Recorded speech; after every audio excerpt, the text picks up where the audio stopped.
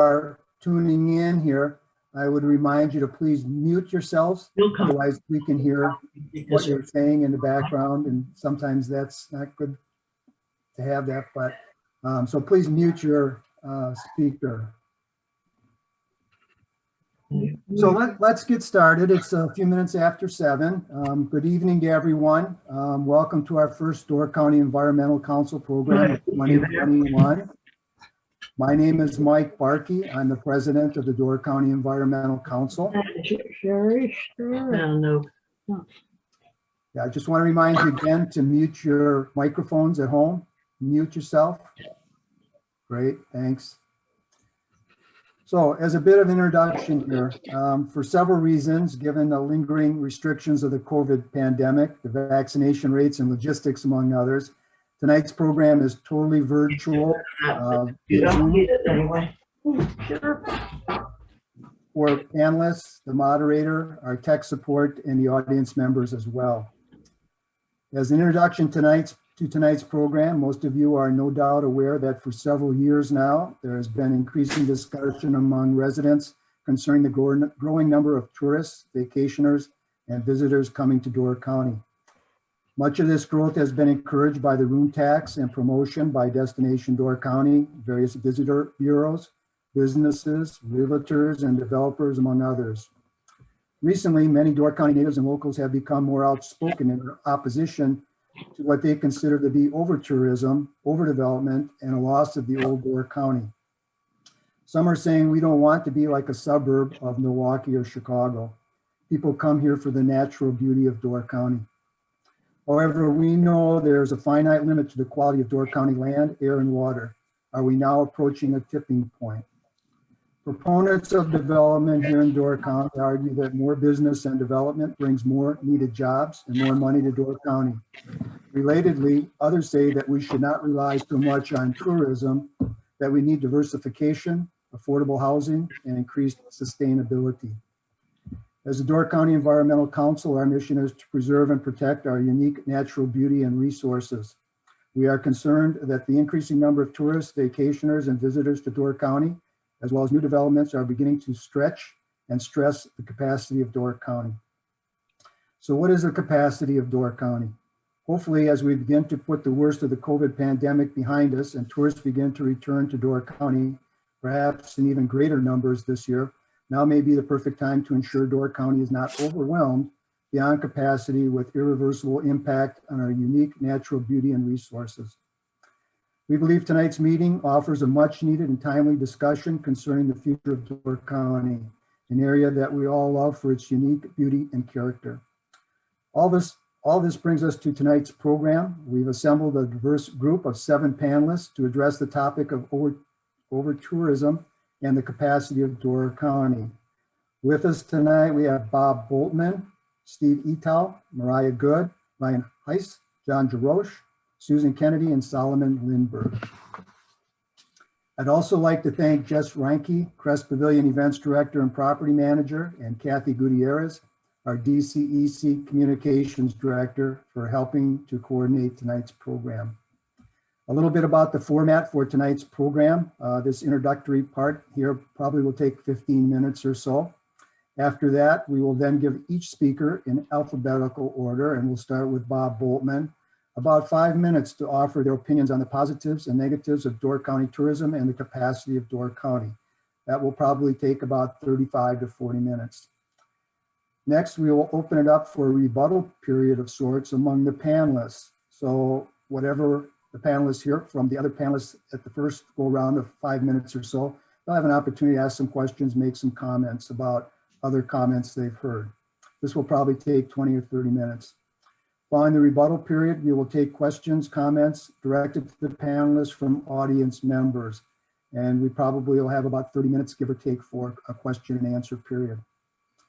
Lastly, we'll use the final portion of the program for suggest future directions, solutions, recommendations, and then include a very brief summary. That probably will take about 15 minutes or so. So I expect we'll probably run close to 2 hours with our program tonight. Above all, we are looking forward to a civil and diverse discussion of tourism, the capacity of Door County, and related issues such as affordable housing, diversification of employment opportunities, less reliance on tourism as it is now, sustainability, and environmental impact, among others. We won't solve all the world's problems during tonight's program, but it does provide a forum outside the usual government meetings and hopefully a beginning and continuing dialogue. Now, a little bit about tonight's panelists. Bob Bultman is a Northeast Wisconsin native with a passion for all things Niagara escarpment. Trained in the geosciences, he is an ecological restoration specialist and an educator. He's a proud father, a longtime member of the Niagara Escarpment Resource Network, and is in his second term as a Door County Board Supervisor. Steve Etow was born in Ephraim, where his family owned and operated tourist hotels for decades. He's a retired banker, a longtime board member, and current vice president of the Door County Environmental Council. Mariah Good has been director of the Door County Land Use Services Department for over 15 years, and she has worked in Door County land use planning since 1996. Mariah has expertise in land use planning, zoning, community redevelopment, housing policy, and environmental policy. Ryan Heiss is the former administrator for the village of Egg Harbor. Currently holds a similar position in Saugatuck, Michigan. Ryan is a former DCEC board member. Jon Jarosh is interim CEO and director of communications and public relations at Destination Door County. Jon has been with Destination Door County for over 12 years. Susan Kennedy is a sustainable tourism and heritage strategist with over 20 years of professional experience in 12 countries on 4 continents. Susan provides tourism product development, comprehensive management, site preservation, and tourism development plans for archaeological and cultural heritage sites, as well as authoring ecotourism, geotourism, and community-based tourism plans for national parks and protected areas. And Solomon Lindenberg, who was born and raised in downtown Sister Bay. He's an author, writer, and currently a student at DePaul University, where he's majoring in journalism. Solomon is a DCEC board member. Following this brief introduction, which I probably took a little bit longer than I thought, let's move on to hear the opinions of each of our panelists. We'll begin in alphabetical order, and each panelist will have about 5 minutes, give or take, to voice their opinions on the positives and negatives of Door County tourism and the capacity of Door County. And we'll begin with Bob Bultman. Bob? Thank you, Mike.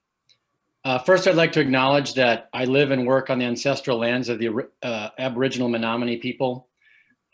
The work that I do is inspired by the thousands of years of stewardship by the Menominee, as well as other tribes that have lived and thrived on this peninsula for a long, long time. I think this is an interesting topic, and one that would can certainly easily go longer than the 2 hours we've got. And somehow, kind of ironically, I think it's interesting that I'm alphabetically first, because I'm the one of the group that probably had the most geology training or geology study in college. And I encourage everybody to take geology classes or read geology books when you can. I'm going to give a shout out to Marcia Bonnerud. I don't know if you can see this, but Marcia Bonnerud is a geology professor from Lawrence. So this is a Wisconsin person who wrote a book called Timefulness: How Thinking Like a Geologist Can Help Save the World. And I just wanted to give a prop to one of our local professors. And also, I find it's a quick and easy read, and found it really interesting and give some perspective on this topic. There's a really good argument that life in the Western world in general is not sustainable. But of course, tonight we're focused on Door County, and there's a good argument that life here is not sustainable. 99% of our energy, 99+% of our energy comes from outside the county. 100% of our garbage leaves the county. It's a very, it could be argued it's a very extractive type business. It's not an open pit mine, but tourism has its way of being extractive and taking its toll. The vast majority of the stable state ecosystem that existed here for almost 10,000 years since the glaciers left has been radically altered, and therefore also its ecosystem services have been altered. The land continues to be divided. We're not seeing land being put together, we're seeing land divided, and then when those divisions happen, they're built upon. It's really kind of a one-way street we're on. We've got a 4-lane highway that conveniently brings people here very quickly. Not everybody has awesome broadband, but we're pretty soon to have, everybody can have broadband if they want it. So, it's a very attractive place, obviously, biologically and ecologically, and, we have all this shoreline, and that alone is going to make this a very attractive place basically forever. As long as there's people, they're going to be coming here. We're basically in the process of turning Door County into the suburbs of Green Bay. I mean, basically think 50 years or 100 years from now, it is going to be so radically different, and we're going to have so many more houses here than we do now. I just don't see how it's going any other way. We have, urban centers are generally unattractive to people, or at least they, even if people like to live there, there's really good reasons for them to want to get away. And again, our shoreline and access to the water and state parks and that sort of thing will always draw people here. I mean, the Niagara Escarpment is a pretty special place, and it's going to continue to feel tremendous pressure for many decades to come. I don't see that changing. And especially with,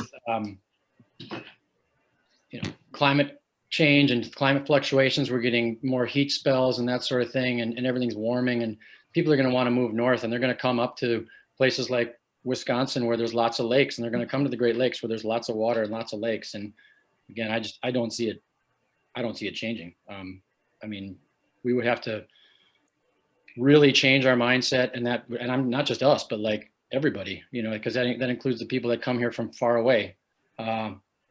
I don't know. Anyway, that's what I got for now, and I'm sure there'll be more things to roll back around, and thank you for having me. Thanks, Bob. Thanks very much for those comments. Steve, you're next up.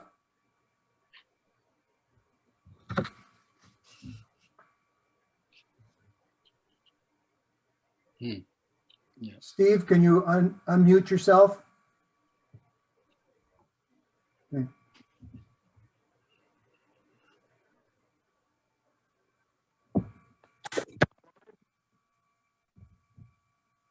Can you hear me? Oh, Yes, now, yes. yep. Okay, great.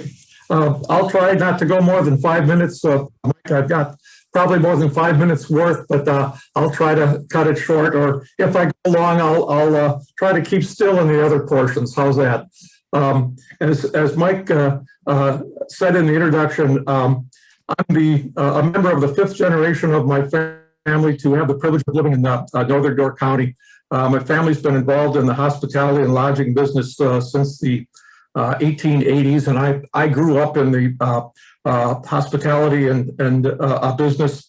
My grandfather owned the Hotel Ephraim, which sadly no longer exists, and I every day of every summer until I graduated from the University of Wisconsin School of Business, and then I went into the financial industry and worked for more than 3 decades with community banks, working at community banks, and eventually running a number of community banks. This background kind of gives me a unique perspective on Door County, different than other people may have.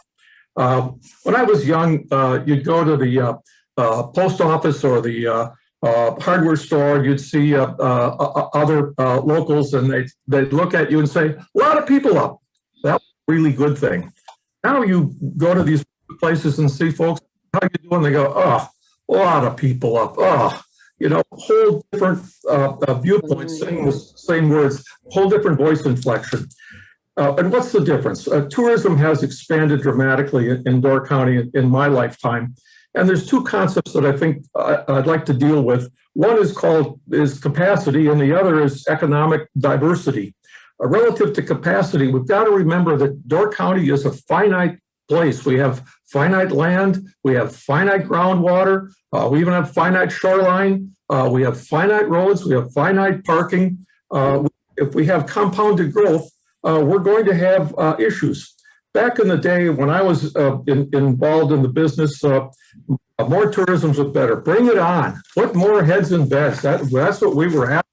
But I fear this was short-term thinking.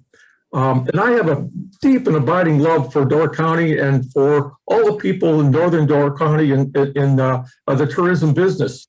I want them to long-term be viable, and I want tourism to be viable long-term in Door County.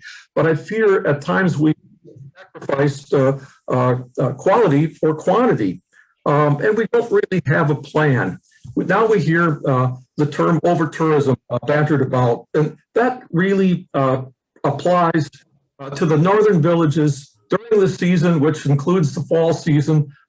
We at times have more people than we can really comfortably handle. We've outstripped our infrastructure at times. And this is a problem not only for people in the tourism business, but for people who aren't in the tourism business that just happen to live here. What we really have, I think, in Door County is not over-tourism. We have unbalanced tourism. At times, we have too many people in certain places, generally the villages in northern Door County.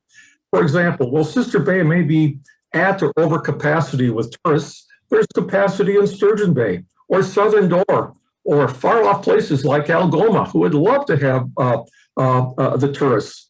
And of course, when we're out of season, we have plenty of availability. So over-tourism in Door County is somewhat of a misnomer. It's occurring in localized places during the season.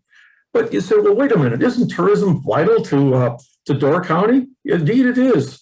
We have a lot of people that work in tourism, as I'm sure we're going to hear.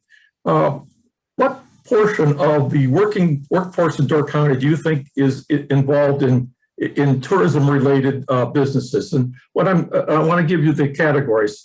It includes accommodations, which would be hotels, of course, and the like, food service, which would be restaurants, arts, entertainment, and recreation. What proportion? Think of a proportion. Is it 80%, 50%, 30%? Think of a number. Actually, it's 19%. So says the Door County Economic Development Corporation. The Wisconsin Workforce Development says this is from 2019, says it's 22%. And that's likely the difference is how they categorize people. Well, isn't that not important? Indeed it is. We've got about 2,659 people out of our total working population of 14,293 people. But what's interesting is what's second is manufacturing with 2,218 people. But what isn't there is the corresponding compensation.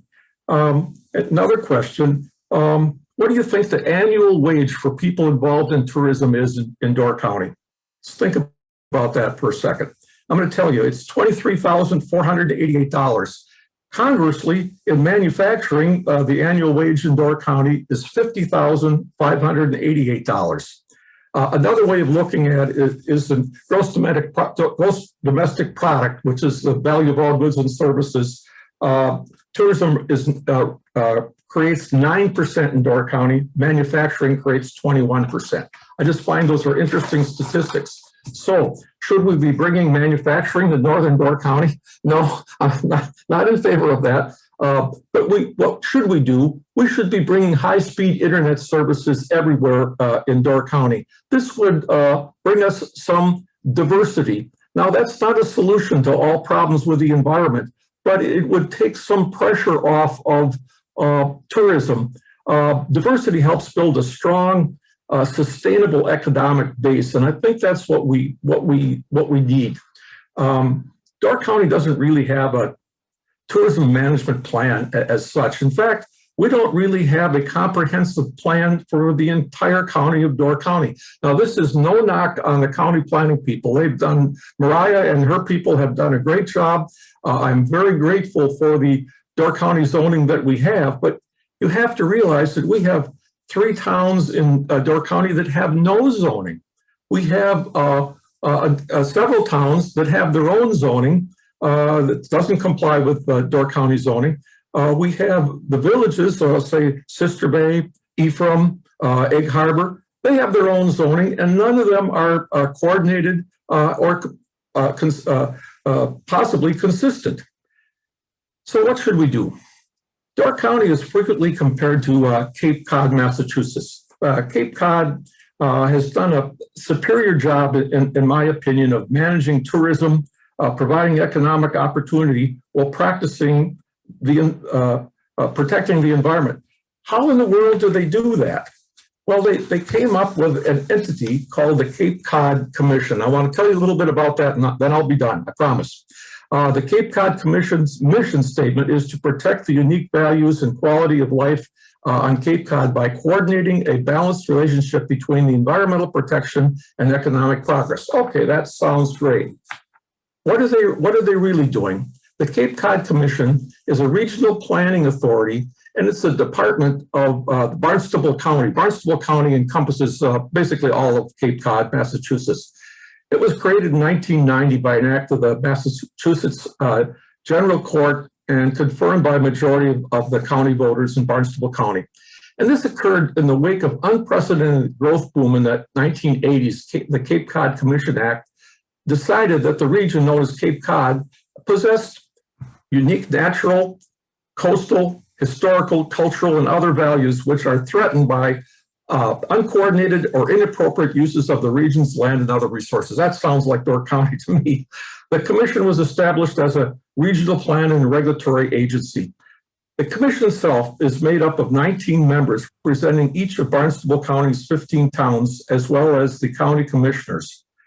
The members are citizen volunteers, and this is where it's important, who guide a professional staff that's employed to plan for Cape Cod's future growth, provide technical assistance to towns, review and vote on major developments, and act as the commission's liaison to their various communities that they represent.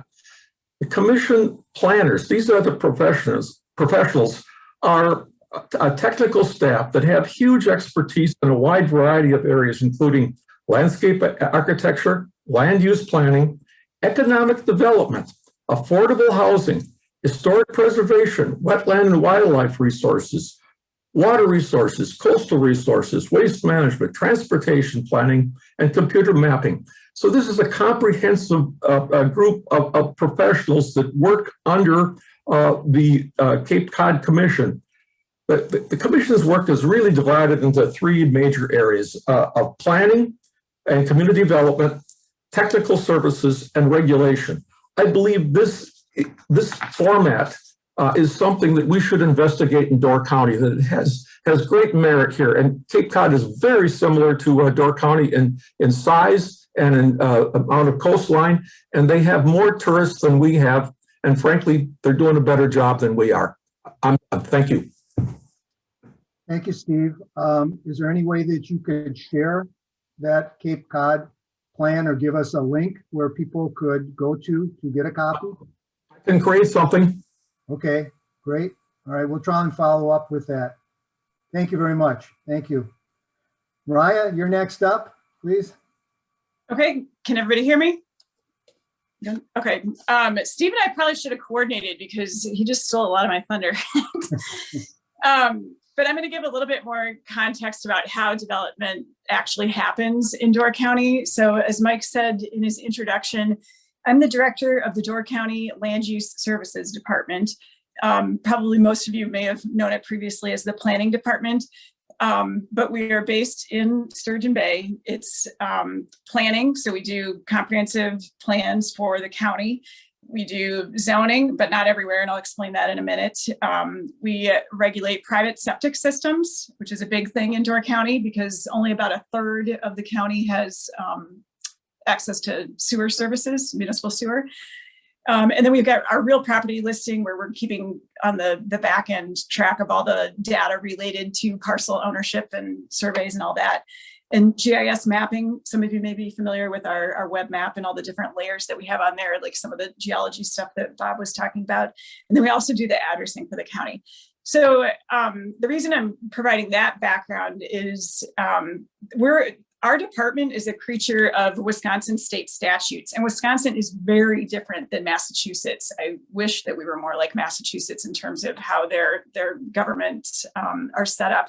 In Wisconsin, counties are required to do shoreline zoning, but only in the towns. So when shoreline zoning was created in the 60s, the deal was that the incorporated areas did not have to be subject to shoreline zoning.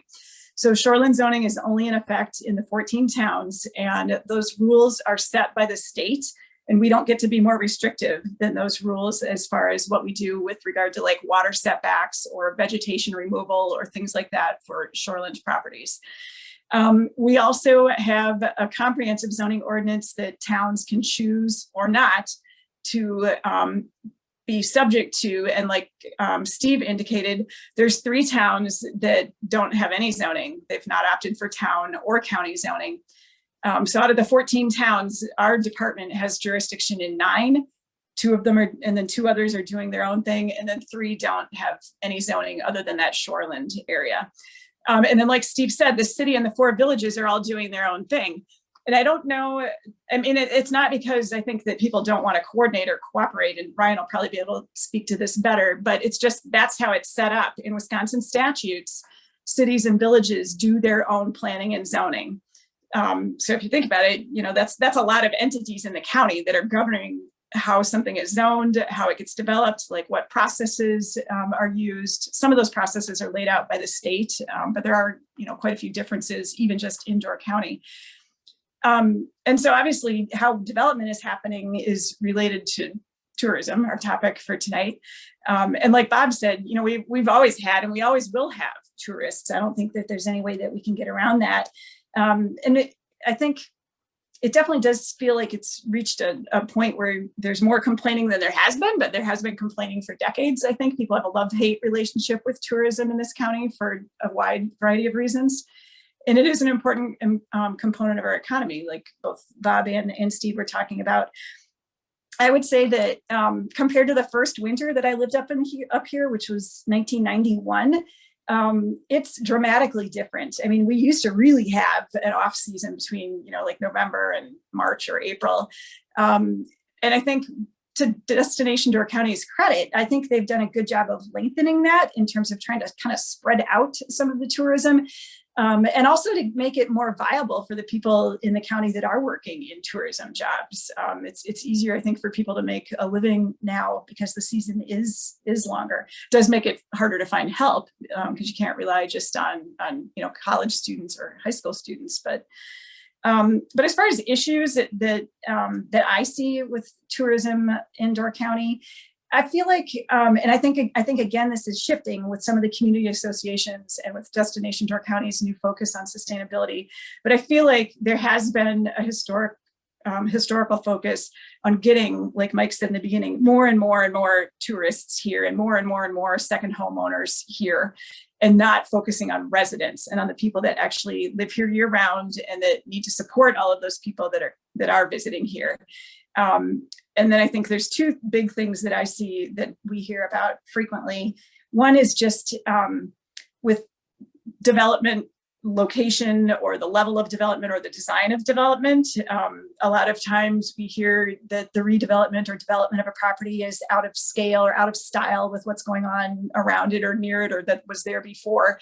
And again, that gets really complicated because going back to all those different entities that are doing the planning and zoning on their own in the county, I don't think we're ever going to get, you know, and maybe we shouldn't have the same design standards all over the place.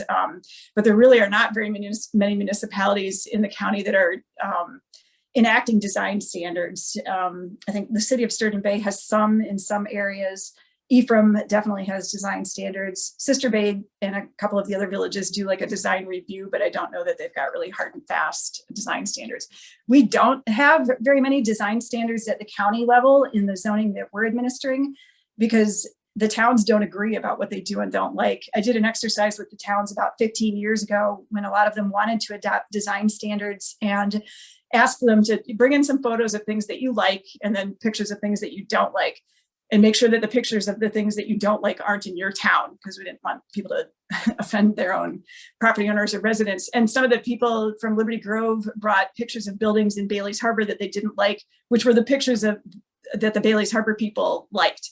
So it's never going to work, at least at the county level, to have, you know, set design standards. And then the third thing, and this is a big one, and I'm sure we'll talk about it more as we go on. And this is what I've been spending a lot of my time on in recent years, and that's housing. Like Steve was talking about with some of those wages, it is virtually impossible for a lot of people that live here and work here, whether it's seasonally or year round, to be able to find a home to buy. And we have a major shortage of rental at all levels. That's even if you've got a good paying job in Door County, it's hard to find an apartment. There just is not, we're really behind on having apartments built. So I think I'll probably leave it there, but we can talk a little bit more in detail about some of this. I guess I should point out, for those that don't know, there was a study done in 2019 about housing in the county, and it determined that we have a shortage of everything. We have a shortage of seasonal housing, year-round workforce housing, housing for seniors. We have a shortage of multifamily and single-family residences that are at a reasonable price point. And then there's a shortage of both rental and, like I said, and ownership.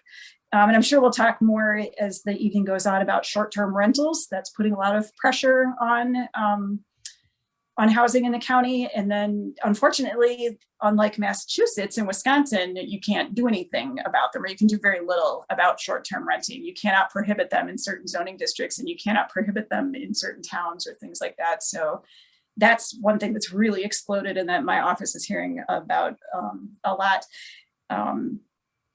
And I think I'll stop there. I've got some more stats on Cape Cod as well, but we can get into that later. Thanks, Mariah, very much for your comments. Yep, Ryan, thank you. you're up.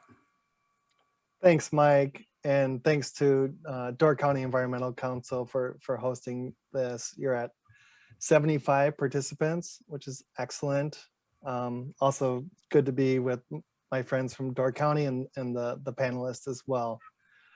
So I'm gonna make four main points, and then I'll just expand on those. Number one, if you think we're at capacity for tourism, you might be a little bit selfish, and you could be a little bit hypocritical, and I'll expand on that. Number two, as mentioned earlier, max capacity is probably more of a peak demand issue, and not a year-round issue. That's pretty intuitive, but I'll talk a little bit more about that. Three, tourists are important not only to local businesses, but also local government budgets. I'll talk about room tax and how that money can be spent. Number four, celebrate the efforts of Destination Door County as they shift from their destination marketing to their destination management and ecotourism. I think we need to celebrate those small successes wherever they exist. Okay, point number one about being selfish and hypocritical. I know a selfish person when I see one because I am one. I'm a selfish guy who loves something and wants to protect it, right? And Door County was one of those places for me. Whether it's like my favorite fishing hole on a stream, or maybe it was one of my favorite surf spots. I know those are glorious things, in that there are more people like me who probably want those same things. So there seems to be a pretty strong disconnect at times between the business community that supports tourism and the residential community. And I know this through my experience in the village of Egg Harbor. But the disconnect is a little bit sad and strange because, if those businesses weren't there and thriving as they have done over decades, a lot of people wouldn't move here because they wouldn't have the same quality of life that they have, right? Just as an example, in the village of Egg Harbor, Main Street Market, what a little gem that is. But if it wasn't for the busy tourism season, they probably wouldn't be able to provide services all winter long. And I know a lot of people like to go there and get their groceries at a low price. And so there's a little bit of a disconnect. And I think most people know that businesses have to make their money during the summer. And so they need to bring a lot of people in. And then again, that just kind of offsets costs in the winter, which again provides all the people the quality of life that they get to enjoy in Door County. And then kind of finally, and point number one is like, as far as being selfish and saying, well, maybe we should pump the brakes on tourism and letting people into the county. I guess who gets to decide that? You know, who among us gets to make that decision? Who gets to raise the bridge over Sturgeon Bay? So it's an interesting topic for sure. Point number two, based on my observations, and I was only there for a short period of less than 6 years, tourism's a peak demand issue, of course, which has been said, but I think that can be, you know, the tourism can be managed with education and probably re-education on how to be good stewards of the land, but also probably some more intelligent transportation. I see cars as being an obstacle. I guess I don't like to wait more than 3 minutes to turn left. And that's kind of the big dilemma during peak tourism. So maybe there's a smarter way, especially during these big events that happen quite frequently during the summer, a way to bus people in. And I think we are getting a little smarter with transportation. So anyways, I think that's something to be expanded on. And so I feel like tourism in the summer is kind of like concentrated animal farming operations, CAFOs. Like, it's not that there are too many cows in Door County. It's just not that I'm calling tourists cows. It's just that there's too many cows in one area at one time, right? So I think we can spread them out a little bit and think differently on how we get people to point A to point B. And then when we talk about overcapacity, you know, what metric are we using? Steve's always good about bringing data to the table, which I always appreciate that. And are we looking at this in a snapshot of time? Are we looking at this over 50 years? Because, you know, I've heard that this tourism ebbs and flows. So who knows right now? I mean, we're getting a huge, you all are getting a huge influx based on COVID, right? I mean, you're getting a lot of people that may be traveling somewhere else. And so you guys are you're really hot market right now, but that could disappear rather quickly. And so could some of your businesses. So, I mean, think about that. It's just, it's probably a snapshot in time. And then talking about like expanding internet services brings up an interesting question, like just something to ponder for our conversation tonight. Will certain limitations like organically slow down tourism demand? Lack of cellular service and or internet services, maybe more people won't come up here if they don't have that. Is that a good thing or a bad thing? Lack of staff, maybe people won't come up here if they can't get service. Affordable housing goes directly into staffing. Parking, which is always my favorite topic. You know, if we don't accommodate parking, will people get upset and say, I'm not willing to walk to a business and not come back? I don't know. These could be organic limitations to tourism. Again, something to think about. And I studied urban planning, and something we talk about with the transportation system is induced demand. So if you have a 2-lane highway, and this is really, I guess, pointed at Door County, and then suddenly you expand to three lanes to accommodate more traffic, hoping that it will relieve traffic. What happens is just more cars fill that space. You haven't really done anything except induce more demand. So with those limitations, cellular service, lack of staff, lack of affordable housing and parking and so forth, maybe those are natural limitations to tourism. Point number 3, room tax dollars, and this is really where I get pretty geeky, municipal geeky, are very important to municipalities, not just to businesses. Room tax dollars have become a general source of revenue for municipalities. Village of Egg Harbor, I think, had $130,000 last year, which they can use for any purpose, not just tourism related. So the Village of Egg Harbor used that to fund things such as deficit fund, in some respects, the Crest Pavilion, which hosts wonderful events, manage its invasive species program. They use that to hire the part-time sustainability coordinator. So the room tax dollars can actually benefit municipalities as they look towards sustainability and ecotourism. Something that's not often talked about.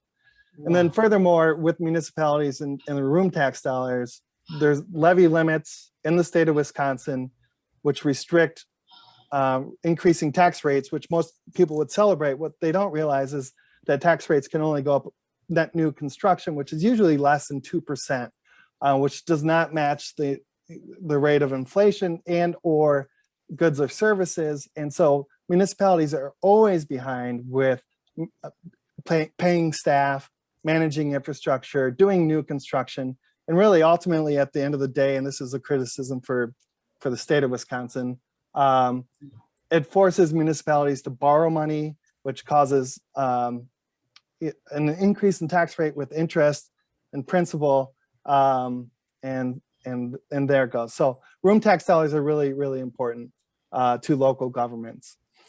And then part 4, which I mentioned earlier, celebrate the successes of Door County and their destination management. Trust, but verify.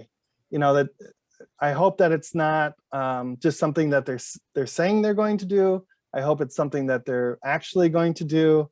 And my friends at the Door County Environmental Council will know when we invited Cambria, who was representing the destination management, my question for Cambria was always, okay, so what's your budget for destination management versus destination marketing? And the answer was always, we don't know yet. So hopefully they will have a budget. So pay attention to that, where they're spending their money. But a push towards ecotourism makes a lot of sense for Door County. And I will end there. Thank you, Ryan, very much. Thank you. John, you're up next. All right, thank you all. Great to be with you all tonight and really appreciate being part of the conversation here tonight. This is one that I certainly look forward to being part of many more.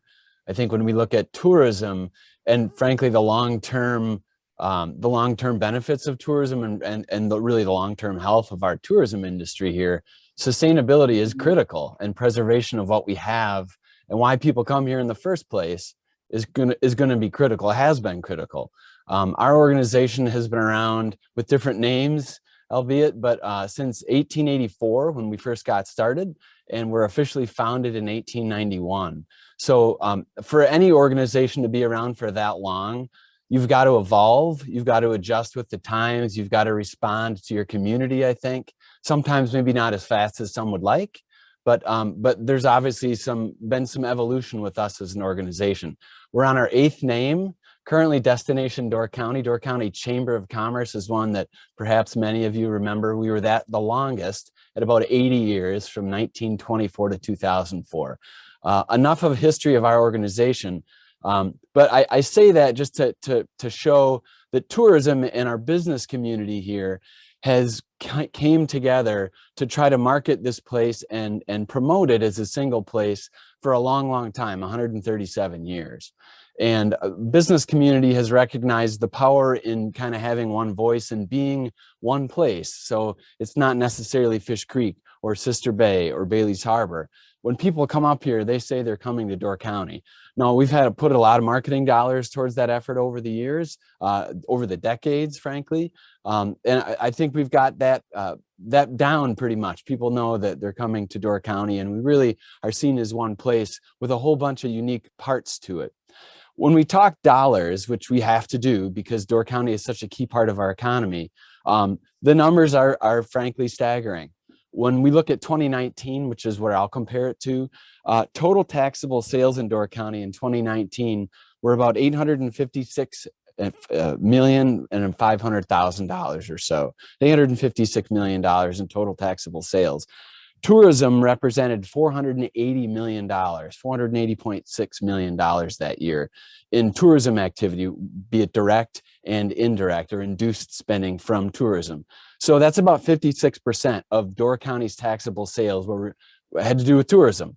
So there's no getting around the fact that Door County's tourism industry really does run the economic engine that we've got here. Yes, we have some very other important industries. Manufacturing is some, but you know, obviously the servicing our residents that are here, certainly a big part of that, but tourism is really the main industry that we've got. And I think we also have to remember the things that tourism brings to us. Some of our other panelists have alluded to that. But when you look at the restaurants, a lot of the activities that are available, a lot of the arts organizations that we all enjoy, those things would not be here if it weren't for tourism. Maybe one of them would be, but a community of 28,000 people year round just are not going to support the amount of amenities and things that we all love about living here, and which is why I'm sure a lot of us do live here, myself included. And so there is that portion of tourism that I do think sometimes gets overlooked by people because they get frustrated because they can't take a left turn, and it takes them a long time. I've actually been in the industry up here for about 24 years. Mike, it was 12 in my current position, so you were right there. But I've been with Destination Door County since 1997. And ever since I started back then, just at the end of Bob Hastings' regime, if anybody remembers Bob, even then we were talking about, okay, we have to be careful how we market Door County. A lot of people may not think we do care or don't pay attention to that, but believe it or not, we do. And it's very important for us to try to figure out a way, especially now moving forward, how to better manage our industry and our tourism sector in Door County. And that includes our residents. In 2018, we as an organization and as a leadership team at the time realized that, and we could, in our forecasting, realized that, you know what, we really needed to change our focus, and we needed to evolve, and we needed to do a shift. When room tax was started countywide in 2007, and we were the tourism entity that the Door County Tourism Zone selected, we were the only one they could, we had very clear marching orders: heads in beds, heads in beds, heads in beds. And not only from the tourism zone, but from almost every business that was here. We were membership based and still are and have been our entire existence. But back then we were privately funded because we didn't get any tax dollars. We got no subsidies from any governments. So the money that we had to promote Door County up until 2007 came from membership dues and any sort of ad sales that we could have with our visitor guide and other marketing materials that we produced. So when room tax came on board, certainly our revenues and our opportunity and our resources to share what Door County has to offer with the traveling public jumped tremendously. And our marching orders were to pedal to the metal, heads in beds, and that's what we did. And if you look back at the numbers since 2009, we showed fairly consistent economic growth up until last year, when, of course, a worldwide pandemic slowed things down a little bit. We were off about 18% last year. But when you look at over time, from that time period in 2009, when all 19 municipalities at that point had joined the Door County Tourism Zone to collectively market ourselves as one place, Door County, there's been some tremendous economic gains for all of our business community. And so just a couple of numbers. Total room tax collections in that time frame is about 48 million, a little over $48.5 million. Total lodging revenues in that time frame, about $890 million. This is a key one because this hits to a point that Ryan made, and that is the dollars that our municipal governments get. So when room tax is collected, 30% of the dollars that are collected goes back to the municipality in which it was collected. So if there's a hotel in the village of Egg Harbor and somebody stays overnight there, the village of Egg Harbor gets 30% of the room tax collected there. Since 2009, $14.5 million has gone to municipal governments in Door County. That's to help with whatever it is that they've got to do. That 30% can go into their general fund, and there's no restrictions on how they use those dollars. I think those dollars have been put to really good use. If you look back over the last 12 to 14 years, look what some of our municipalities have done. Sister Bay really got things kicked off when they bought the Helms property and expanded their waterfront park. And since then, there's been a number of different communities, Egg Harbor, Jacksonport, now Bailey's Harbor is the most recent one, communities of Fish Creek, the town of Gibraltar, they've all purchased adjacent parcels to their existing park that expanded public access forever, because those parks are part of that municipality and that community. So that's been a good thing. And a lot of those room tax dollars have went to help with those purchases, maybe help reduce the tax burden on the residents that are there as a result of those purchases. The other thing that those purchases have done is it has added to the tax roll, it has added to the debt load for a lot of those municipalities, because waterfront property, as we all know, is not cheap, and it's certainly not going to get any cheaper. So one of the key components for these municipalities, and again, this hits back to Ryan's point, is the important part and role that tourism plays to bring in further development to help them pay off that debt load. Village of Sister Bay is a prime example, and the Door Hotel that just recently opened up.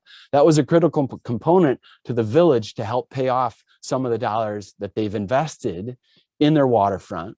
And they need that tax revenue to help pay off that debt burden. So it really is, it's a complicated issue. There's a lot of moving parts to it.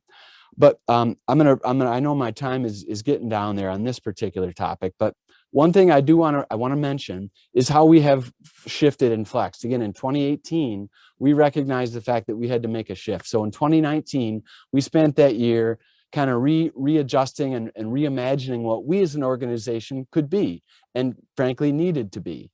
And so in 2020, when our strategic plan for a 3-year period came out, we really did focus much more on management than we ever had before.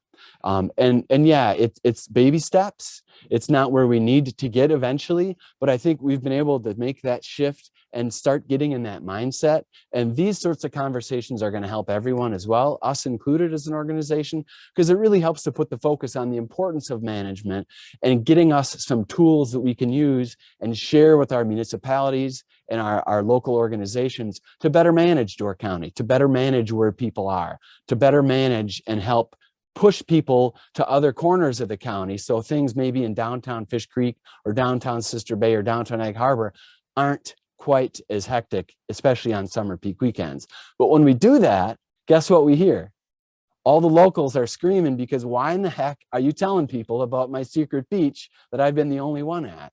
And so it seems like no matter what we do, we run into some roadblocks. But we're willing to step up, and we're really excited to have these conversations, especially moving forward. Our board has been committed to that, and really this is a great opportunity as we're looking at new leadership coming in later this year. It's a great opportunity for us to shift. And again, we've shifted to that management focus and really do look forward to what lies ahead. So lots more to come from me, I'm sure, but I will pass off to Susan, I believe. Thanks, John, very much. Susan, yes, your turn. Hi, thank you for having me. Wow, a lot of great information so far. So as you know, I've done, most of my work is internationally, and so I have a very bird's eye view of what's going on here in Door County. However, I've been living here for 6 years. I grew up in Appleton. 5 years ago, I spoke at the Destination Door County Visitor Summit with David Spiegelberg of Travel Green, Wisconsin, and I talked about sustainability. I think it went over a lot of people's heads. So I'm happy to say 5 years later, it's now become more of a thing. So that's great. Having a bird's eye view, I also, I see things a little bit differently because I'm not an insider in the tourism sphere, but however, I have worked in retail. I have worked in the restaurant business here. So I think of myself as somewhat of a sociologist, seeing what's going on behind the scenes. And so I've got a lot of, ideas and suggestions here. First of all, I'd like to see more organic, more agritourism. Being in Wisconsin, I wonder to myself why there aren't more organic farms, or at least maybe not with that title, but with more of that kind of health focus without the pesticides. I know it's not easy growing apples and cherries without it, but can we look at alternatives to be treating the land better? There's also an educating tourists and the local people. Educating the tourists to not, to say, hey, you know what? If a worm won't eat it, neither should you. So like saying, it's okay to eat not such perfect fruit, because I know that's kind of what they expect when they come here. For example, I went to the Pig last October, and there were apples everywhere, and I thought, oh, I'll go inside and get some organic apples, and went to the organic section, and the only ones they had were from New Zealand. It's just like, what's going on here? So things like, with the service industry, for example, I see, where people are lacking wait staff and things like that. If there's more ways they can automate, so you don't have to have a whole lot of service where they can go pick up the entree themselves. Or, I was surprised that, like, for example, the Pig, they didn't put in self-checkout. So if someone calls in sick, and they always have a help wanted sign, everybody's waiting. So just things like that to make it easier on everybody. When I drive past the Shopko parking lot, I think, wow, I think that Door County really needs a Northern Door large tourism visitor center. The one in Sturgeon Bay is between 20 and 35 miles from the hotspots of tourism. And while I know that there's there's small ones in each municipality, which is great, but to have a large visitor center and all that parking that's there, you could have an electric bus service that just, keeps going around the county.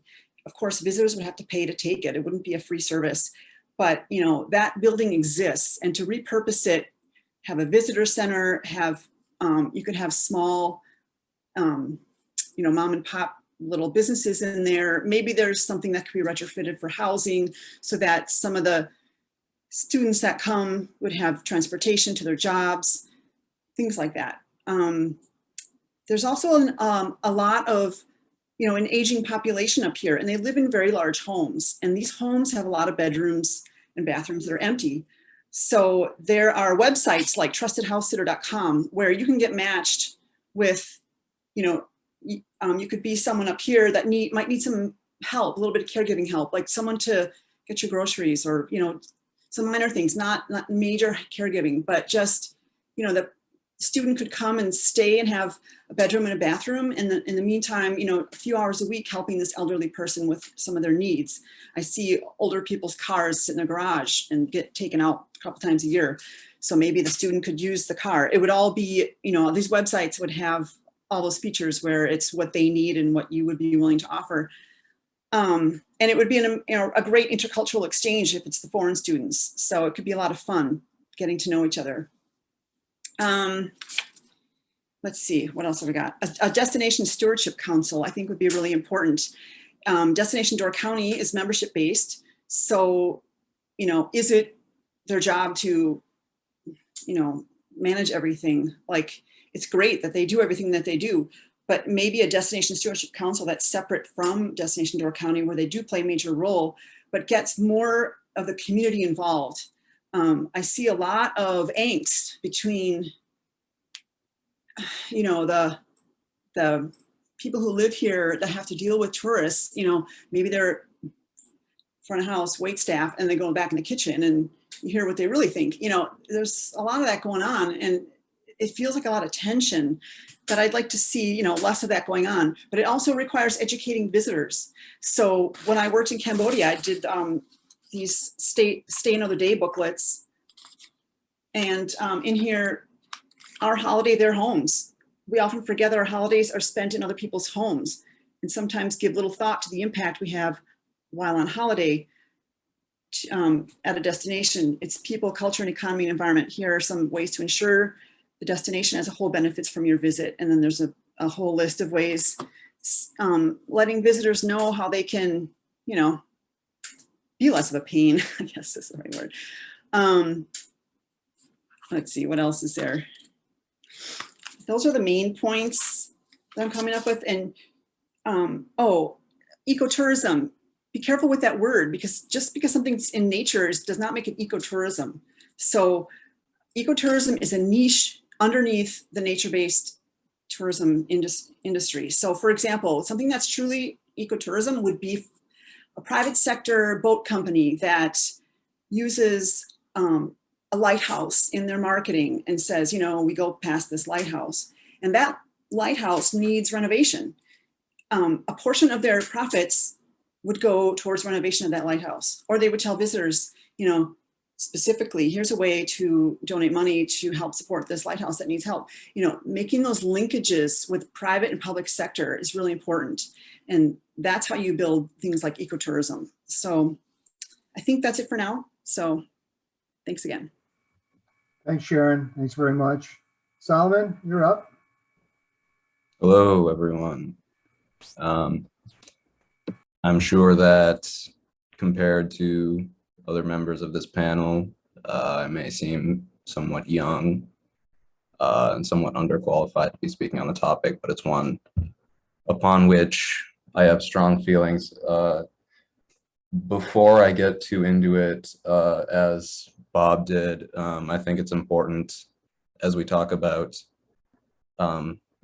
development and development of this land and using resources from this land that we acknowledge that this land originally had belonged to the Potawatomi and the Menominee and the Ojibwa and the Ottawa and several more indigenous tribes to whom this diverse land originally belonged before they were removed. I just think that's important when we talk about development. So I think Door County, as you know, with anywhere else, has a limited capacity and has finite resources. So this is a conversation that was going to have to be had eventually, and I think it's important that we're being proactive in having this conversation. A little earlier, Mr. Ryan Heiss brought up asked sort of what the metric is to measure what the capacity of the county is. And I think the answer to that is we don't know, likely until it's too late, until we get to that point.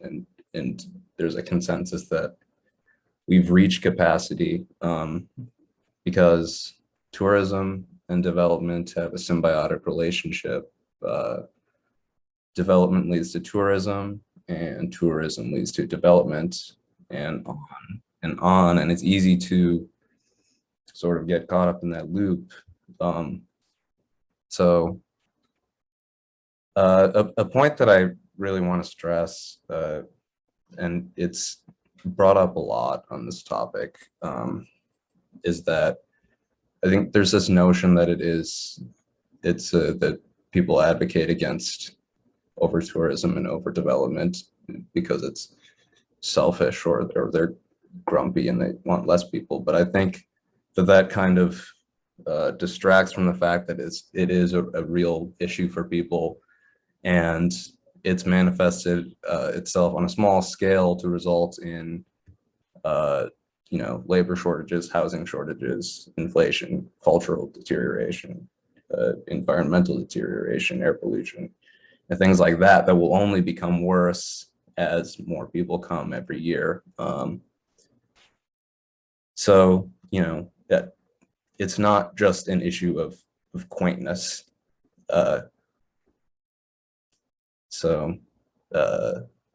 It's a labor issue. If there's not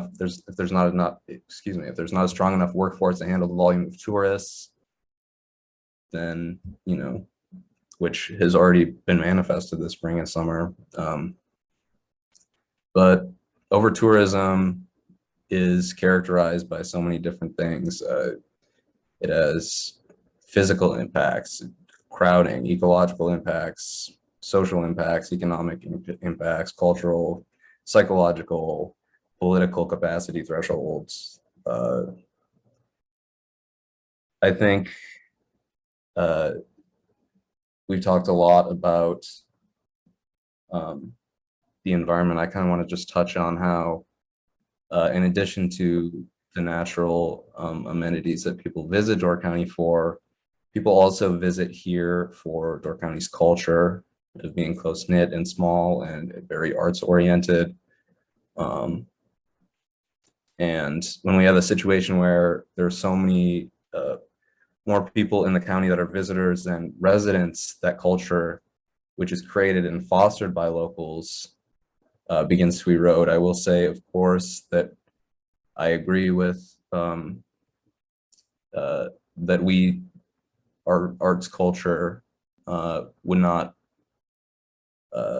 be able to be as strong as it is without tourism, or as financially viable, I should say, as it is without tourism.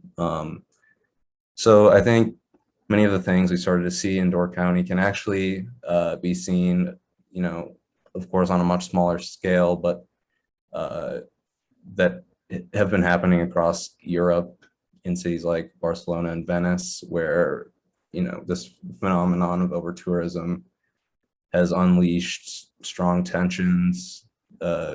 Residents complain about the rising housing prices and rentals. They inflated them due to the spread of online platforms like Airbnb. But there's also the disappearance there of small shops replaced by tourist shops, and the inviolability of their cities. A consequence there, again, is the escape of residents from their cities, which have become tourist theaters, and losing their cultural authenticity. So I guess one final thing here, there's also, I think this is kind of like a touchy, contentious topic, or there's a notion that it is, but in talking to people who I know who make up the workforce, it seems like the consensus is this is enough. That's, you know, there's enough people here, but of course there's many stakeholders in the product of tourism, and all of whom hold a lot of power in the county. With more tourists, government's taking more tax revenue, businesses taking more profit, and there's more money going to tourism marketing entities who use it to bring even more tourists in. So I think a really important aspect of this is, excuse my cat is being loud. I think an important part of this is getting the input of the broad community, the people upon whom the tourists rely to work in the service sector, and things like that. So yeah, that's pretty much what I have to say as an introduction. Thanks, Solomon. Thanks very much. Well, we've had each of the panelists give their views on tourism and the capacity of Door County, and I thought we could set aside the next part of our meeting for sort of a rebuttal among the panelists. You've listened to what others have had to say. Perhaps there are some questions you have to ask of the other panelists. Maybe you don't agree with them, and this is the time that we could probably hear a little bit about that. I thought maybe we'd set aside about 20 minutes for this, and if somebody wants to jump in and wants to begin, that's fine, and it'd be a little bit like a round robin. Hey, Mike, I'll jump in. Mike, this is Ryan. Okay, so both Bob and Solomon mentioned the First Nation people of Door County, the Native Americans, and how they go way back. And so I just wonder, like, you know, this is not a criticism, but how do you think those folks would feel about you all being here, and how did you get here? Are you tourism-based family, and just kind of the evolution, going back to when do we, who gets to decide to raise the bridge, and just kind of a general question, not too pointed, because I believe in that. When I moved to Door County, people were like, you're not Native unless you're 3 generations deep, and I'd be like, well, actually it goes way further back than that. And I'm dealing with the same thing here in Saugatuck, Michigan, where they say, well, you're not Native unless you're, you know, 4 or 5 generations, but obviously it goes further back. So I'm just curious, how do you make the comment about the native in respecting that culture, but I just wonder how they would feel about our conversation and particularly your comments. So maybe Bob, since we're good friends, you can go first, hey? And Mike, it's your show. Sorry to jump in. Okay, everybody can jump in and change the conversation to something else or have rebuttal to that. It's fine. Yeah, I mean, Ryan, I guess I think I hear you asking like how Native folks might feel. I mean, obviously they've been so incredibly disenfranchised that their legacy on this land is been kind of washed over like by a tidal wave. And you know, I guess that's where I kind of make the comment that there's really good argument that our entire society, our entire Western society is not sustainable. And again, just getting back to this peninsula, Susan mentioned it, our food doesn't come from here. Our energy doesn't come from here. All our garbage goes away from here. We don't live anywhere near like the people who lived on the earth sustainably, and many still do. There are still cultures and traditions and tribal folks and indigenous people all around the world who still live in harmony with the creator and in harmony with the planet.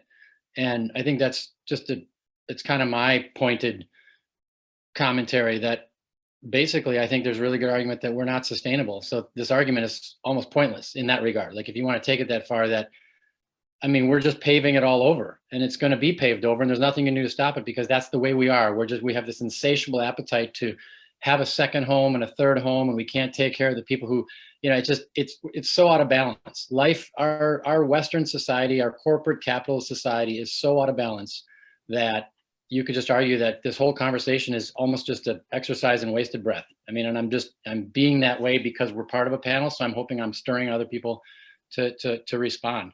But yeah, I mean, we don't live in a sustainable way. We don't live in a way that, we don't live in an indigenous, you know, we live in a world of fear and scarcity. We don't live in the world of gratitude and abundance. And the reality is that the world is a place full of gratitude. It's full of abundance. And if we exercise gratitude, we live in constant bounty. But that's not what the corporate Western paradigm, that's not how we're operating. So. Thank you, Bob. Thank you. Yeah. I would say something. I think the question was, what would my response to, or what, I don't know, what would the Native people think? I actually have a couple close friends who've been working with some members of the remaining Ojibwa tribes, and they're actually working right now to protect some very old cave scrawlings because there's some development projects because they don't own that land anymore. And there's some development projects that put those things in jeopardy. That's, you know, just one example. But I think that, I mean, I just bring that point up because development and the profit motive and everything else has already taken so much from these people. And that's why I bring it up. Thank you, Solomon.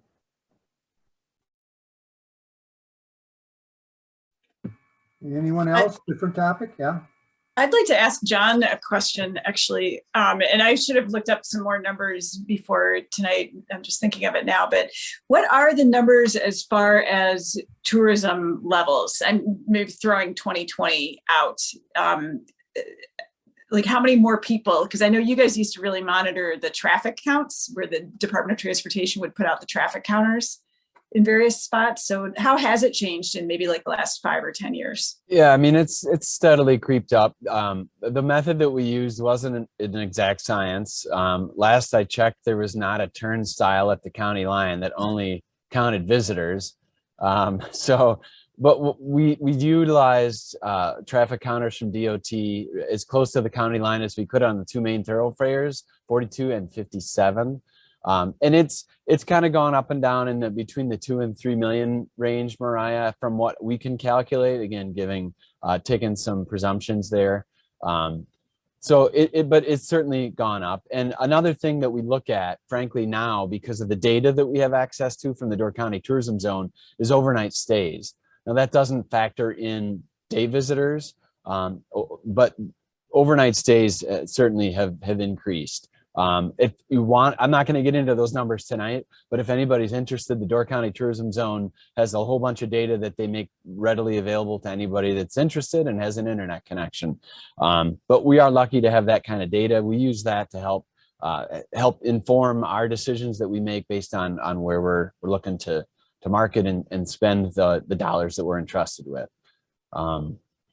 If I could, Susan, you had mentioned the Destination Stewardship Council. Love the concept. We, in the destination management and marketing world, which I live in, there has been a huge shift, not only with us, but frankly across the country, to community advocacy. And we think this is going to be a very important part of our organization moving forward. We are now exploring the opportunities of creating a community advocacy department, because we feel that in a lot of ways, our residents, we really haven't talked to residents as an organization. So much of our focus has been out of the county, promoting Door County, talking to potential visitors. And by doing that, we got a lot of folks here, as we all know, but I think we have ignored our local residents much more than we should have. And so our community advocacy efforts, I think, are going to be getting ramped up quite substantially. I don't have a budget number for anybody yet. Ryan, if you're asking people to watch our budget and see where we're spending our money, we should have something like that down the road. But that's certainly going to be a way for us to better inform and frankly work with the residents of Door County and have them be part of our management process. They have to be. We're all in this together. We all live here. And I think the more that we can involve our community in that management process, the better off we're all going to be. And I think we can find much better solutions to some of the problems that we have, whether it's housing, whether it's workforce development, all those sorts of things, transportation issues. There's quite a long list of things that we could all work on. And I think hopefully a community advocacy department will help us forge some great partnership opportunities with different sectors, be it public or private. One thing that I've been thinking about quite a bit, and Mike, I'm sure you and the rest of the Door County Environmental Council might be interested in this, is a tourism capacity study. There are companies out there that do these, and perhaps there's an opportunity for us to work with some other organizations and groups around the county to work together to have a study done, to give us a better idea of what our capacity is. There's a whole bunch of factors. Well, okay, what metric are you using? What are you measuring? Is it a snapshot of a 2-month period? Is it a year? What does that mean? So there's lots of things that I'm sure we would need to look into there. But I think there's a really good opportunity for us to look at that. And again, when we talk about not only marketing, but management as an organization, that's the sort of data and information I think is going to be critical to us moving forward so we can make smarter decisions. Steve Eton here. Just a comment. Why do people come to Door County? Do they come for the lodging facilities? I would guess that a few do. Do they come for the arts? Do they come for the food? Some do. Do they come for the recreation? Yes. But I think most people come here for the natural beauty that Door County has. That's what's bringing them here. If you took everything that's in Door County and put it in the center of Nebraska, you wouldn't have the same number of tourists. They come here because of the natural beauty we've been blessed with. What monies has the destination Door County set aside to preserve and protect this? This is why people are coming here, is one question. And number two, how with all the monies that are coming in, we've only got, the employees are only making $23,488 a year. Let me tell you, I don't think I could make it on $23,488, and I guarantee you my wife couldn't. So, you know, these are the tough questions when we talk about this topic, and I'll give you a chance to answer.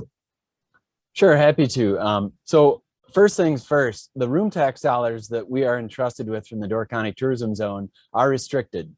We can't use them for anything we want. Wisconsin state statute tells anybody around the state that gets room tax dollars how they can be spent. So they have to be spent according to tourism development and tourism promotion.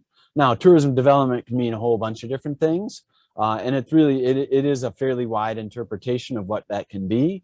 And the only way that it's going to get tested if somebody would litigate it and think that somebody that uses room tax dollars, it might be using them the wrong way. That said, we're held accountable by our board of directors, by our members, and by the tourism zone, who provides those dollars to us to use to market Door County. So we just can't necessarily give dollars to go buy, to do whatever we want. We are restricted by how we use that. In the past, we have started, if anybody recalls, an organization called the Door County Green Fund. That was born out of our organization. We were the Door County Chamber of Commerce at the time. So that was one effort that we tried to do and put out there that may still be around. The other thing that we've done in terms of is really trying to promote the natural beauty. And we realize that that's why people come here. A lot of the studies that we've done have shown that, and that's what resonates with people. And so if you look at a lot of the things that we've done and the promotional items that we have, it certainly features the natural beauty that Door County has to offer, the huge landscapes, the waterscapes, all those sorts of things. And if you look at some of our video series that we've done here in the last couple of years, we've really focused on that. Door County Unearthed is a series that we came out with. Lesser Known Door County is another series that we've come out with. We've also established some relationships, an organization called Leave No Trace Center for Outdoor Ethics. They're based out of Colorado. We established a partnership with them last year to create our Leave No Trace 7 principles. And Susan, this gets back to one of the things you talked about in terms of educating tourists to help treat the land and our destination better. That was really the impetus behind some of the things in our Care for Door County efforts and where that came from, was to help better educate our visitors so they can be more respectful and travel more responsibly while they're here. We started a thing called the Door County Pledge that kicked off on our Earth Day here about 2 months ago. And so far, that the pledge asks visitors and residents to explore Door County responsibly, some very basic things, but we ask them to sign a pledge and to take a pledge. And to date, we've gotten over 2,000 people to sign that in the last, since April 23rd. And so they're small efforts, they're small steps for us, but I think they're steps in the right direction to a more sustainable and hopefully a more preservation-focused marketing effort as we move forward. I'm going to jump in here and say this. We have between 75 and 80 audience members, and they've submitted some questions and some comments along the way. I've looked at some, and I hope that we haven't passed the time that their comments were appropriate and we've forgotten what their comments were in reference to, but I don't want to lose any of our audience members. We're into the meeting program about an hour and a half. So if there's something that one of you or two of you might want to say in a couple of minutes, and then we wrap up this rebuttal period, and then I'd like to open it up to the audience for their questions and their comments. Oftentimes for a program like this, that is some of the best kind of information that we get from the people that take time out of their busy day to listen to what we all have to say here. So is there anybody that would like to make a comment in a couple of minutes or so before we open it up to questions and comments from the people in the audience who have questions? I'd like to jump in, Mike. Okay, sure. Just so people understand, I'm maybe would like to assume that everybody on this call knows this, but the Door Peninsula is just a small piece of the Niagara Escarpment, sort of endearingly called the Great Arc. This series of limestone or dolostone ledges, these calcareous rocks, stretch from Waukesha County. They start popping out of the ground at a place called Brady's Rocks, a little side trail off the Ice Age Trail, and Dodge County. The cliffs in Fond du Lac, all along High Cliff State Park. That's all part of the Niagara Escarpment, and it goes across the Grand Traverse Islands up to Michigan. And so the Garden Peninsula is part of the Niagara Escarpment, the Great Arc, and then all the way over through southern Ontario and the Bruce Peninsula. So if anyone has never been to the Bruce Peninsula, the Bruce Peninsula is a mirror image, geologically or geographically, a mirror image of the Door Peninsula. Their cliffs face east, their ridges and swales and dune complexes face west. And then the Niagara Escarpment down through the Bruce Peninsula, through Grey County, southern Ontario, across Niagara Falls and into New York State. This is a very significant international feature, and I just encourage people to go to the Bruce Peninsula. Go over there and visit. I also encourage our destination, Door County, and any groups that are involved in Door County, we should be communicating regularly with the people in Canada. They have a different government structure. The provincial government of Canada declared the Bruce Peninsula a biosphere reserve of the United Nations Environmental, Scientific, and Cultural Organization in 1990. They've had much more of a top-down kind of zoning and planning and kind of restrictions in some areas, but it's not all, I'm not saying that the Canadians are doing it better than we are, they're just doing it different than we are. But if you go to the Bruce Peninsula today, you're gonna see a place that's like Door County was 40 or 50 years ago. They have about 200,000 tourist visits a year, where we have about 2 million visits a year.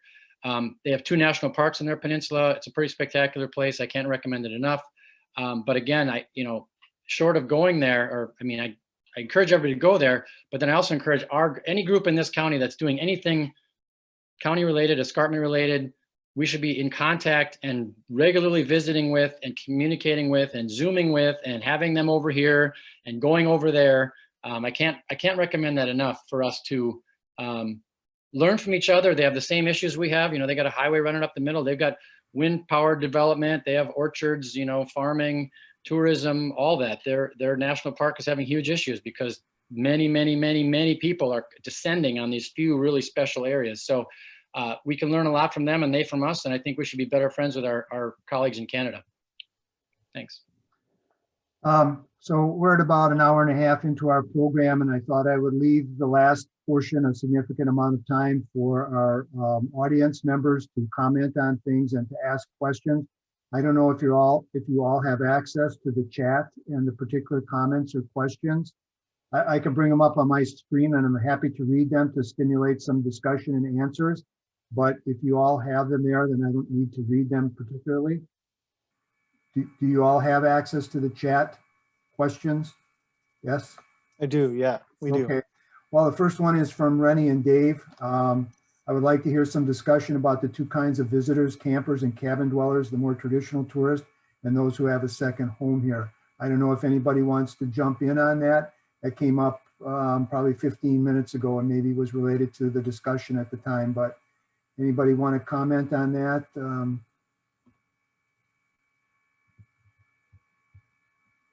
If not, then I'll move on to the next one. This one came from Door County North to everyone. In response to the question above, I would not consider second home owners as tourists. I would refer to them as seasonal residents. I guess it's a comment more than a question. Moving along to the next one. This is from Christine to everyone. I would also like to know the difference between tourists and seasonal residents. In what ways are seasonal residents impacting resources, and what kind of income is coming from seasonal residents who pay property taxes? I can speak to that one a little bit, at least the property tax part. And actually, Ryan, you might be able to do a better job, at least with the microcosm of Village of Egg Harbor. But I can tell you that second homeowners in Northern Door pay the bulk of the property taxes in the Northern Door municipalities. I don't have exact numbers, but I want to say it's like 60-40, 60% is paid by second homeowners. Yeah, I can add to that, Mariah, thank you.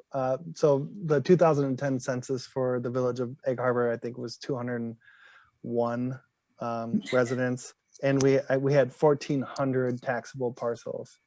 So that will give you some idea, especially going into Northern Door County, what kind of impact seasonal residents have on our tax base. Yeah, I'll leave it there. I'll move on to the next question from Door County North to everyone. In my opinion, significant revenue is brought to the county by seasonal residents. Ask the DC Community Foundation who their big donors are that support their programs. Next one is from Paula. I would hope also that people coming to Door County enjoy the sense of community here. There's a link here. I don't know if I go down, take this link that I won't be able to get back into the meeting. So I'm sorry, I'm going to just jump over that. Paula says to everyone, the 7 principles in the pledge really move DC into the 21st century. They send a message to the kind of visitors we want in Door County, those who respect the natural beauty, volunteer opportunities, for example, work days on land trust land, can encourage and invite visitors to invest some sweat equity into the county and feel more a part of the community here. Mike, if I could jump in real quick, that link, Sure. that doorcounty.com/care for Door County, that's a link that points to our website that I briefly touched on the Care for Door County efforts. That includes our Door County Pledge, our Leave No Trace 7 principles. That's a great link if somebody is wondering what kind of stuff we're doing. They maybe heard me talk a little bit about it. You can go there and find out a little bit more about what I talked about. Okay, so the audience members would know how to get to that link on Destination Door County website, or? Yeah, they could take the link directly that's in the chat. Otherwise, just go to doorcounty.com and scroll down a little bit, look for something that talks about the pledge, and you can go right there and sign the pledge while you're at it. We'll move on. This is from Jacqueline to everyone. Yes, I'm interested in more info data on seasonal residents and transplants too. I think they most negatively impact DC and the people who are native to DC and live and work here more so than tourists. The overdevelopment is mostly for and because of them, which affects not only our environment, but also the quality of life, access to housing, and ability to earn a livable income of locals. I know many think that significant revenue is brought to DC by seasonals, but how much and where does it go? How is it spent? Who benefits? It certainly doesn't feel that locals do.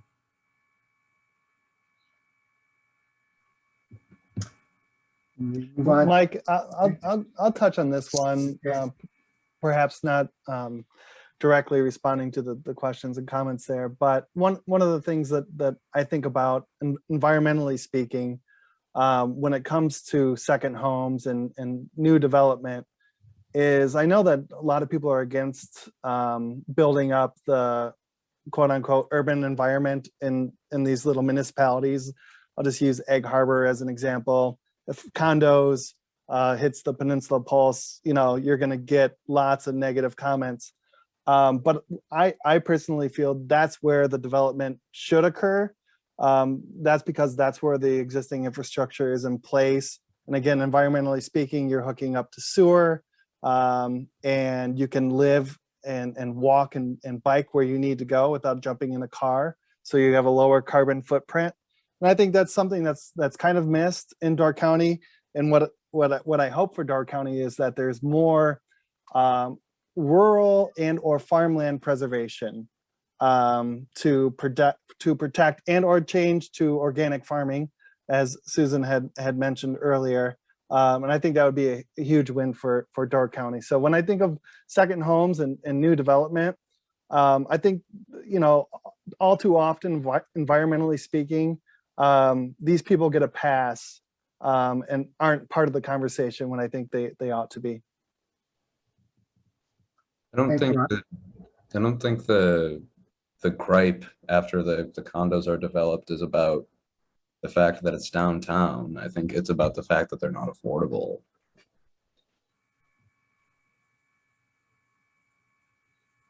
All right, thanks, Ryan. Thanks, Solomon. Moving on. I'd like to speak to that as well. I think I call these people that you'd call seasonal or second homeowners or whatever. They're non-voting residents here is really what they are. And we're collecting as much as 60% of our tax dollars from these folks, and they don't have any say over anything. They don't have any say over capital expenditures. They don't have any say over who gets elected. It would be very interesting to know what these people have to say about Door County and its environment and where it's going and tourism and so on. But they're basically, we collect money from them, and they don't have the right to speak. That's significant in all ways. I'd like to know what they have to say.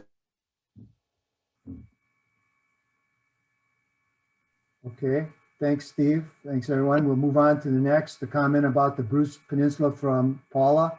Yes, they also limit the number of visitors to the parks there.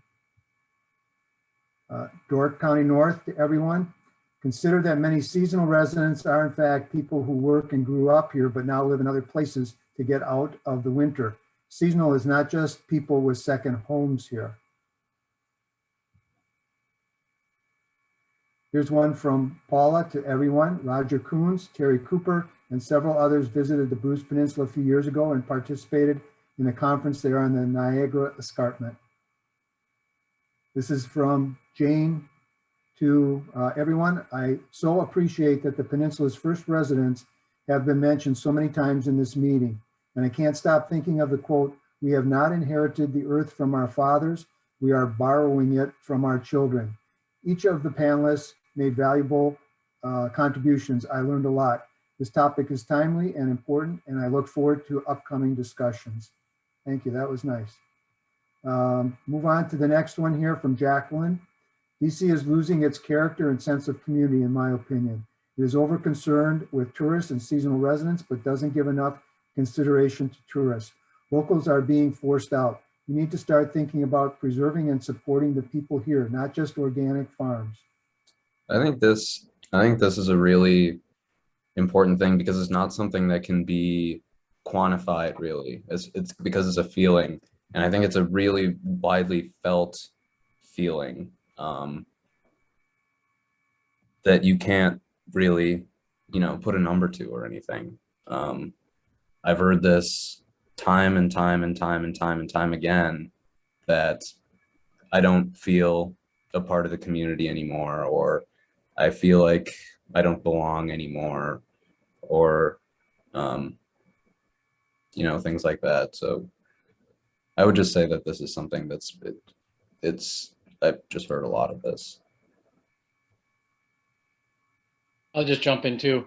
And a lot of subtleties here, and I'm not sure, exactly the reference to the organic farms. I guess from what I'm understanding and the way I'm seeing it is it's not that we're trying to promote some sort of a niche market per se, but I mean, Susan's point is valid. Like, why are we buying organic apples from New Zealand? That's just dumb.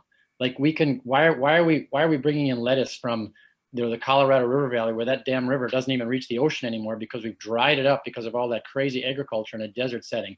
We should be growing all of our lettuce here. There's no reason we can't have most of our vegetables being grown right here, and we can grow fruit organically. So we need to learn how to do that.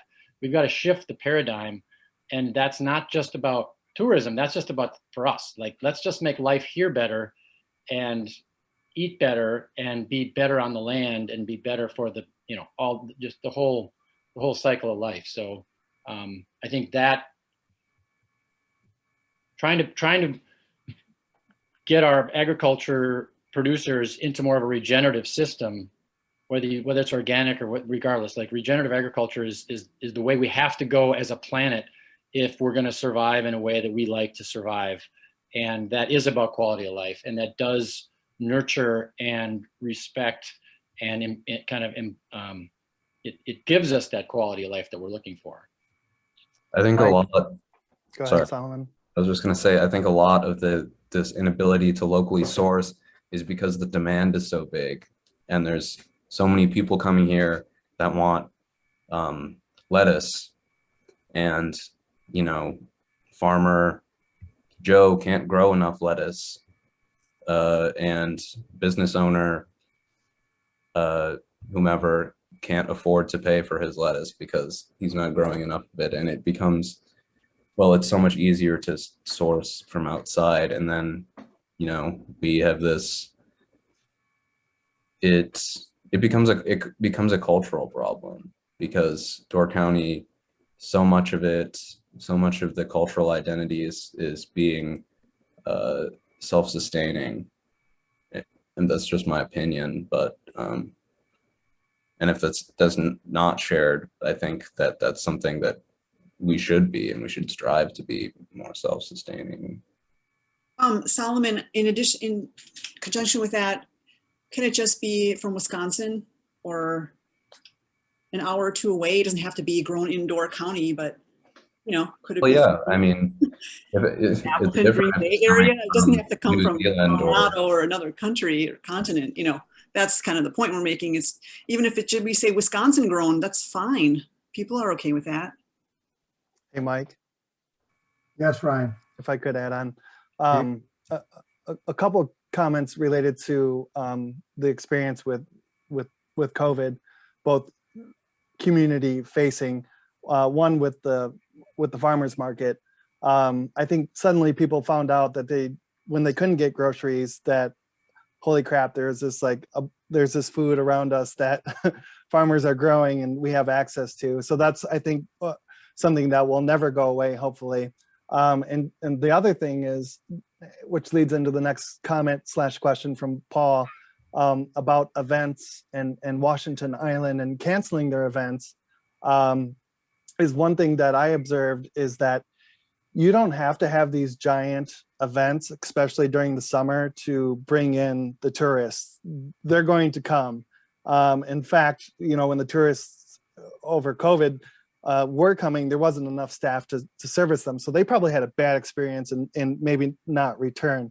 So I think with the events and what I heard about, like as an example, Egg Harbor's pumpkin patch, that used to be a much more community facing event, much more community oriented. And I think somehow that got away from Egg Harbor. And I think a lot of these events did get away from the community.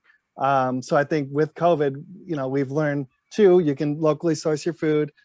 One, you can locally source your food, and two, you don't need giant events that aren't community facing to bring in people. Thanks, Ryan. Thanks, everybody else. I would echo Mike's comments, and I think part of the problem is that we've become festival orientated, that we have to have some kind of a festival every weekend to bring in large groups of people, and too often these are orientated towards alcohol. And I have no problem with alcohol, but I believe it's wrong to have groups come in for a tasting that's $50 for all you can drink. To me, that's the wrong kind of tourist. That's not quality tourism. Again, that would be my comment. Thanks, Steve. Let me just follow up here with Paul's comment to everyone about Washington Island and then move on to the next comment or question. We should follow the example of Washington Island, which canceled their official Lavender Festival 2 years ago because it was negatively affecting their community and way of life. They were brave and smart enough to know what matters most and to say enough is enough. They will still have tourists, but it will be organic and less impactful on their well-being. Moving down here from Susan and Greg, the question is, how do we best share our incredible Door County? It seems that quality tourism over quantity tourism is the direction we want to go. What is the low-hanging fruit to get us there?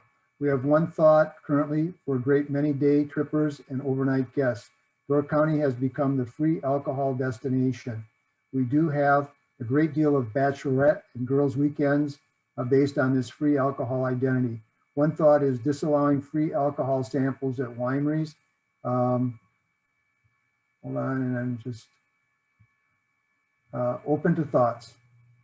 Any comments on that comment? Mike, I think you're in a good position to talk about sampling. I knew that was going to come up, Ryan.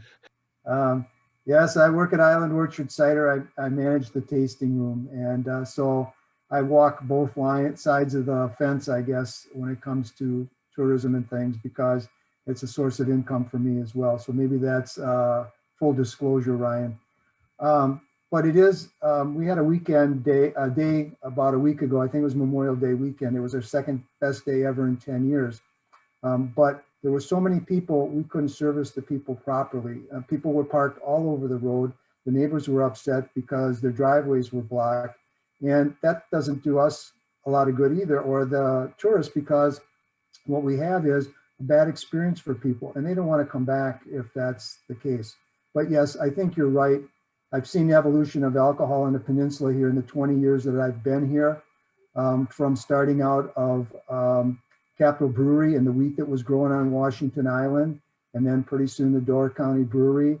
and then the cider house in Ellison Bay, and then Hatch Distillery and One Barrel and all the other things. The wineries growing bigger and expanding with tasting rooms. And a comment on the free samples and things. Yes, that brings people into a tasting room or a facility like that, but it's also expensive to the owners of the facility.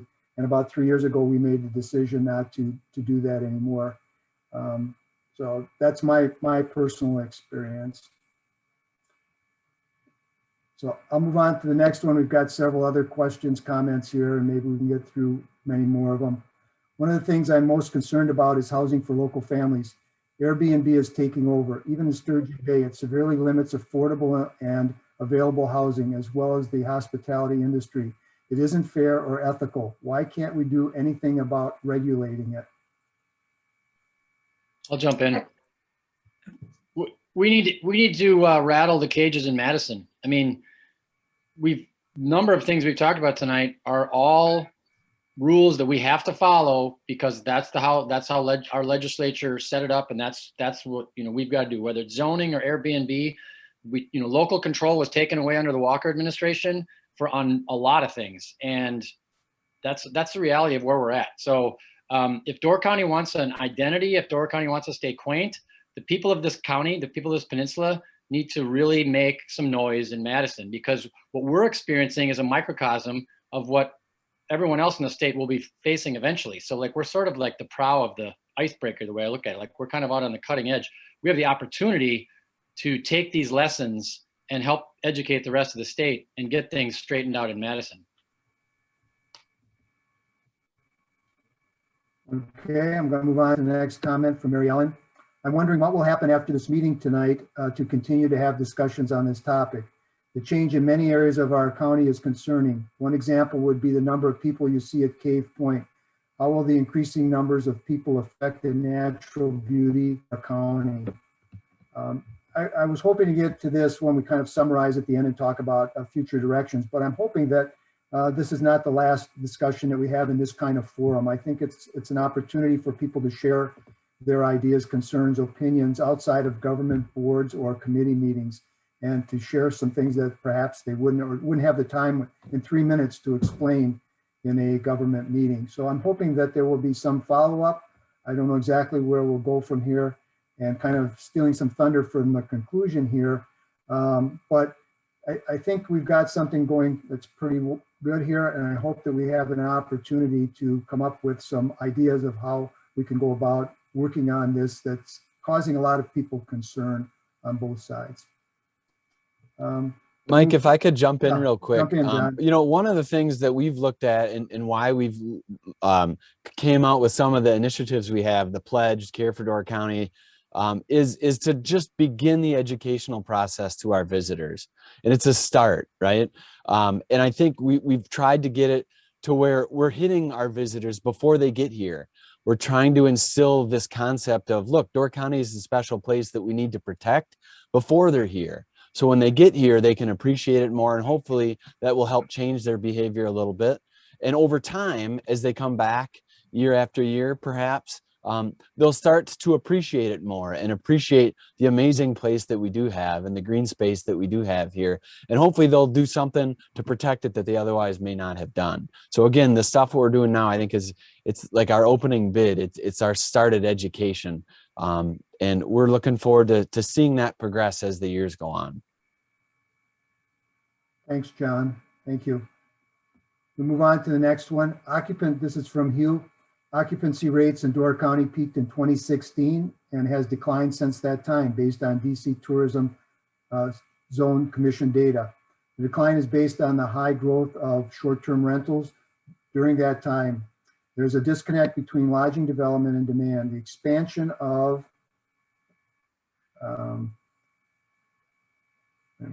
the expansion of the sharing economy via STR, short-term rentals, is happening in the expense of ruining residential neighborhoods, compromising the ability for elderly residents to age in place with the quality of life they used to enjoy. Zoning has to matter.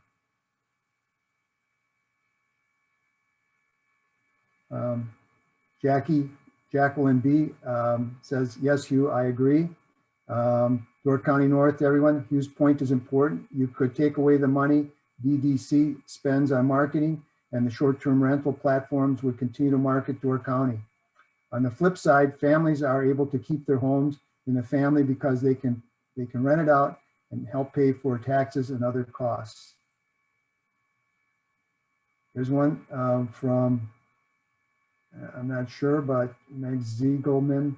I recall some years ago that an important way to protect the environment was to basically do away with 5-acre plus lots for housing where the infrastructure to support them is very costly to the land and to the municipals.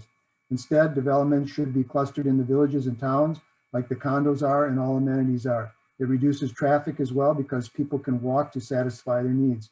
We had been concerned also about the draining of our aquifers and risk water quality. Zoning is key to taking control. Good comment. Good job, Meg Ziegelman. Next one from Rennie and Dave. Speaking of Canada, they have a number of installations specifically for growing vegetables year-round. Just today, I saw a number of storage facilities that have been or are being built in choice locations around the country. It's a matter of priorities. Here's one from Jacqueline B. Not only are short-term rentals taking housing away from locals, but it's changing our character and landscape. We lose our young people as soon as they graduate because they can't afford to live and work here. Families that do live here can no longer afford to rent actual houses. So kids are growing up in cheap apartment buildings built on the edge of town with no yards, no neighborhoods, no community connection. Neighborhoods no longer have neighbors with shared interests and concerns, so they don't care to create or sustain a sense of community. And short-term rental guests don't respect or consider actual residents. They're loud, messy, careless.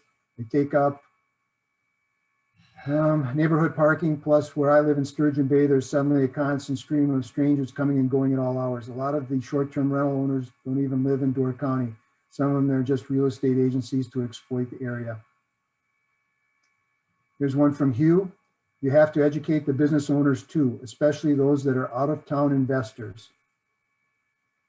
Here's one from Pat. With so many so many second homes here, perhaps we should pay more attention to those part-timer residents who are not really tourists and choose to buy a home here because they love Door County too.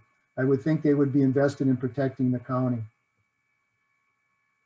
From Jacqueline B, like many others who operate businesses in DC without living and working in DC, these short-term rental owners increase and exploit tourism in Door County, making money that isn't returned in a real way to Door County.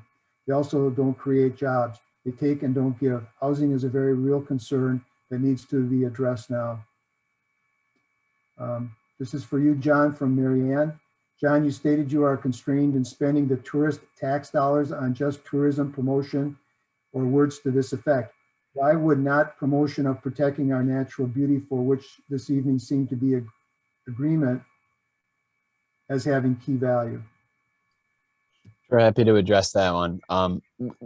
It's tourism development and tourism promotion is how the state statute says room tax dollars can be spent on. And if anybody has picked up the Peninsula Pulse here about a week and a half ago, our board of directors put out a list of potential things that we could spend additional room tax dollars on down the road. If there's a movement underway right now to increase room tax from 5.5% to 8%, in case anybody hasn't heard that. And so our board of directors and our staff came up with that list of ideas. And again, they're just ideas, but check that out. If you're interested, you can find that on our website as well. And it's a list, and it still needs to be decided on. We've got a regular process of how we determine what is included in our budget each year. And again, those things all have to get approved by our board of directors. The tourism zone reviews that. And again, it all has to be spent based on state statute. But I do think we're getting to a point where we are going to start investing more dollars according to state statute in some tourism infrastructure projects in municipalities. That's something that our board has identified and did so back in January. So there's more to come on that, but I think that there are some opportunities for us there. Another thing that we did, I'll mention real quick, this isn't necessarily land acquisition, but we were one of the first destination organizations in the country to install electric vehicle charging stations.